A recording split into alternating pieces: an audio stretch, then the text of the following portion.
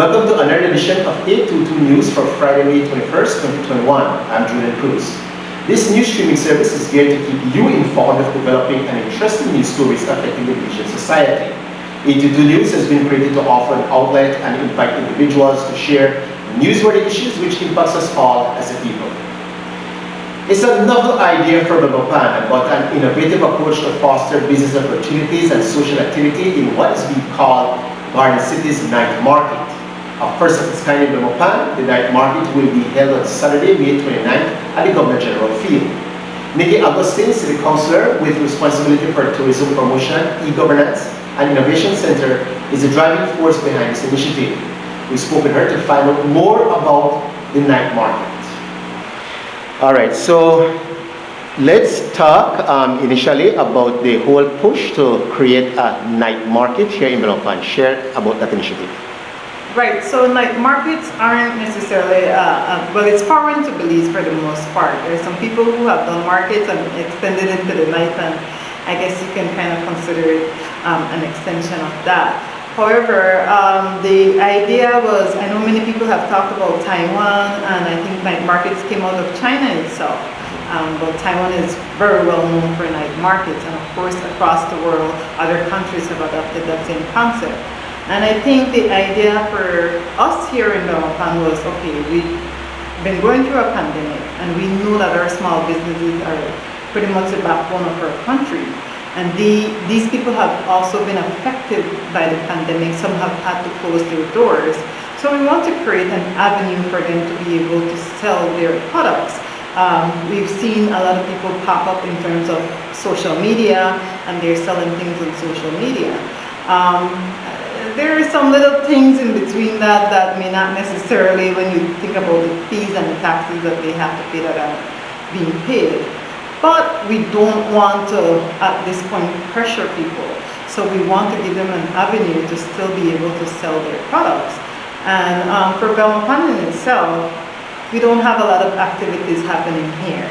So we thought that the night market was an opportunity to kind of bridge both of those activities for our residents who we know deserve it, and of course, assistance to the small businesses. When asked about the response from the business community and necessary criteria for a business to participate in the first of its kind market, here's how she responded. We're limiting the amount of food vendors, for one, because naturally during this time we want to make sure, well, along with the Ministry of Health, that there are we don't want anything where to go with too much food. But of course, if you're a maker, we have crafts, so we have people who are selling jewelry, people who are selling candles, people who are selling art. Those are most of the people that we've been seeing so far. But of course, we've had interest from people who sell jams, people who sell jellies and things like this. So it's pretty much open to all small businesses, and we don't want it to have too much well, we don't have bigger businesses coming, because I think, yes, the pandemic has affected them, but it hasn't caused them, for some of them in some cases, to close the doors that small businesses have. What must they come with to be prepared to sell? Well, for one, we're not at this time telling anyone they have to have a trade license or anything like that. There is a $30 charge, but that's for your booth setup, which comes naturally with most fairs and events. You pay for that space. We're not making really a profit off any of that. So this isn't being done for a profit. And of course, Belizean is in a situation where we know that we need to start bringing revenue into the city. But the little that we make from here, of course, is going to turn over so that we have an opportunity to have more vendors come out. But at this point, you just pay your $30 and you get your spot. Of course, we may have to revisit that at a later time, but as of right now, no, there's no extra in fees or services. The Garden City Night Market is set to start at 5 p.m. at the Governor General Field. Cabinet has agreed to open the land and sea borders. However, there is a catch. Only tourists booked at gold standard certified accommodations can take advantage of access to the country via land or sea. Those borders to be reopened are the Santa Elena northern border, Viejo del Carmen western border, San Pedro and Punta Gola borders. The borders will be open as of 31st May, but again, only for pre-booked tourists entering the country. Now, so that means no Chetumal or Melchor runs at this time. That was the big news coming out of this week's cabinet meeting. Other decisions include a plan to restructure the core functions of the Belize Bureau of Standards by creating a supplies control unit under the Ministry of Agriculture, Food Security and Enterprise. Cabinet also agreed to appoint a controller of supplies. Cabinet also gave its approval for the designation of the remaining national lands within the Saltwater Key and Sapodilla Key Marine Reserves as mangrove forest reserves. A release says this, quote, will also assist in meeting the timeline for corrective measures for Belize to address key issues that are negatively affecting the status of the Belize Barrier Reef Reserve System as a World Heritage Site, end quote. Additionally, Cabinet gave its approval for the introduction of legislation to amend the Court of Appeal Act to allow for more than 4 justices of appeal to be appointed. We'll go for a short break and we wrap up with more E22 news.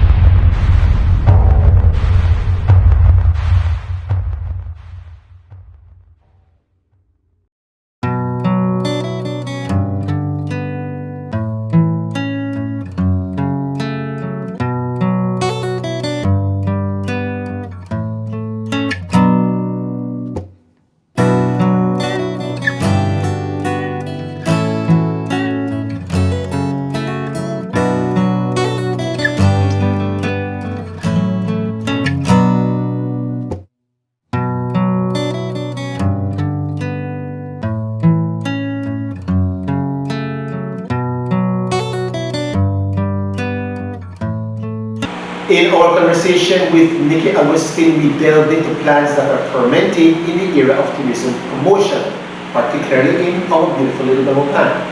As many Belmopanese are aware, our garden city is only a pit stop as tourists, both local and foreign, travel on to the many interesting sights and sceneries of our beautiful jewel. Agustin shared an initiative being developed to court passers-by to stay in Belmopan a little longer. So my portfolio is very interesting to me because when you're looking at tourism promotion during this time, this city council came in the heights of a pandemic, and this pandemic has, I won't necessarily say crippled, but it has severely affected our economy. So now tourism, at first being one of our greatest contributors to GDP, we've seen where it has dropped in a sense. Now we're looking at a city that wasn't necessarily built for tourism, but now we want to bring people to Belmopan for tourism. So over the Easter, I did a scavenger hunt. And this scavenger hunt included just going to some quote-unquote key locations within Belmopan, including the National Assembly. Our market is known across the city, across the country as a matter of fact. So just having people take pictures there so that Belmopan can recognize, okay, some of these places exist, like for example the Golden House. People weren't even aware of what the Golden House was, and it is right here in Belmopan. So we're highlighting these places, and we're starting there because we do have Guanacaste Park, we have bird watching. Yesterday, well, on a previous show, they mentioned about the mountains in Belmopan. So there are things to see within Belmopan. But because we haven't seen our city as a tourism destination, we haven't been paying much attention to these things. So I had the opportunity to sit down with one of the head of the Tour Guide Association, and we were looking at different ideas, including the trips or night tours of Belmopan, things like that. The day trips may not necessarily all be within Belmopan, but Belmopan is their hub. Where we're located in this country is central to almost everything. So it's like a 30-minute, sometimes an hour drive away from some of these key things. So within this region in Cayo itself, we have the ATM caves. So we also have caves, the crystal caves, we have the blue hole, we have these things around the area. So we want to look at maybe you coming to Belmopan, and from Belmopan you're able to reach out to this area for a day trip, and then now we have to kind of speak more to the hotel association so that our little hotels in this area can provide space for these people so that you stay in Belmopan. Let's hope that all works out well. A coupon payment for Belize's so-called Super Bowl was due yesterday, May 20, but instead of making that payment, the government of Belize is now asking for an extension. In the release posted to the Central Bank of Belize website on Wednesday, GOB indicated it is seeking a, quote, consent solicitation from the eligible owners of Belize's US dollar bonds due in 2034. The government is seeking to extend the grace period for the current May 20th coupon payment to September 19th. The reason given, the state of Belize's economy, which has been acutely affected by the consequences of the COVID-19 pandemic. The government is sticking to its position that it will follow a 5-year homegrown recovery plan rather than adopt an IMF program as some bondholders had indicated they would prefer earlier this month. Belize is now promising to pay each eligible holder that agrees to this delay a consent fee in an amount equal to US 50 cents for each US $1,000 on the principal amount of securities. It remains to be seen if any of the bondholders agree to this latest request. Public Service Minister Henry Charles Usher is one of the government's players meeting with joint unions negotiating team as the impasse over the 10% salary cut and increment freeze remains unresolved. Though unpopular to the unions and some quarters, Minister Usher said that the salary adjustment was a difficult but necessary decision that the Belizean administration had to make. Here are his comments regarding that decision, and we quote, "The salary adjustments that the government has been forced to undertake weren't an easy one. No new administration want to come in and say, let's talk about cutting salaries. It doesn't make any political sense. So in a sense, the fact that this government is doing it is because it needs to be done. It has to be done. We're looking at a financial collapse unless we change the direction we're going," end quote. He also noted that the continuous borrowing to pay salaries is unsustainable. The government is looking to effect cost-saving measures which fully supports the Economic Recovery Plan, the ERP. That ERP includes cutting the cost of goods and services, improving tax collection. The objective is to close loopholes where taxpayers are getting away with minimum payments and where there are excessive arrears on payments. Also, an economic stimulus plan creating investments in foreign exchange type industries, example, the tourism and agricultural industry. Now that the unions are 17 days into strike action and even longer for teachers, Minister Usher says despite several compensation packages being presented to the joint unions negotiating team, GOP has yet to receive a response. His position is that the longer it takes for the negotiations to come to an end, the longer it will take for the country to get on the path to financial recovery. He commented that, quote, "We need to be working in unity to turn this thing around. So if you have some of our partners out there refusing to show up to work, continuing with their industrial action, they have every right to. But all you are signaling to us is that you want to delay the inevitable. You want to delay when we can recover. We will recover, I have no doubt about it. But let's get it done, let's start now." We have reached out to them, we have spoken to the joint unions team. We have offered numerous compensation packages, which to date, none of them have been accepted by the joint union team, end quote. It is undoubtedly a rough economic storm that the nation is experiencing, and the minister's desire is that we come through on the other side intact and with the ability to salvage the pieces and rebuild Belize. We'll now take a break and look at the weather forecast.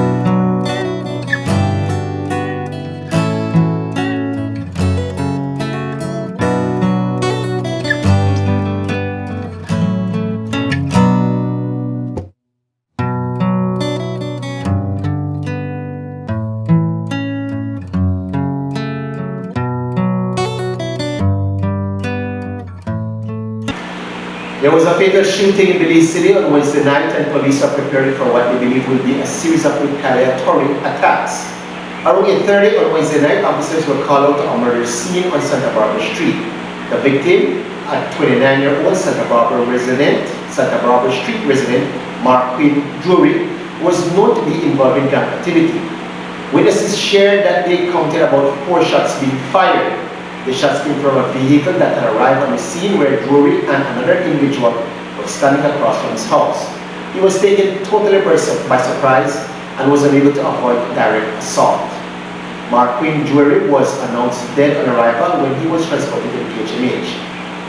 This is the latest episode in ongoing gang warfare in Belize City. Police are investigating and seeking suspects in this latest murder. The Ministry of Health has released the latest COVID-19 information, and it shows that new cases in Belize City continue to pop up. There have been 8 new cases reported since the start of the week, and 1 was reported just yesterday. There are 139 new cases under investigation and 2 hospitalizations. So let's maintain our vigilance, please. And as we come to the end of our newscast for tonight, kindly allow us again to remind you to keep those masks on and sanitize your hands as much as possible. Also remember too that the COVID shots are being administered in a jurisdiction near you, so please remember to go take your jab. Let's keep the COVID spread to a minimum. For any contributions, comments and concerns, 822 News can be reached through maxstudiobelize@gmail.com or cell number 635-1240. Stand up and speak truth, please. Until next time, goodbye. Goodbye.